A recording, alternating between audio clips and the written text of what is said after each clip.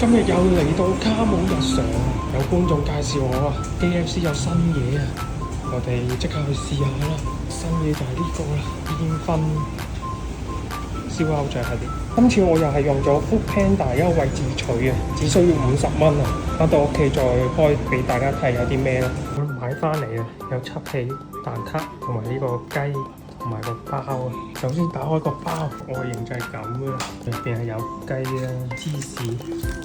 同埋應該係薯餅，佢側邊仲有啲燒烤醬啊！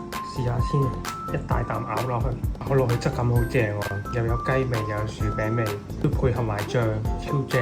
但係佢嘅雞比較油啊，我覺得可以值得一試呢個。我初初以為佢好鹹啊，但係原來雞嘅辣同埋佢搽咗唔係好多嘅燒烤醬，成件事好夾。跟住試埋件雞，首先啲雞皮好脆，你聽下啲聲。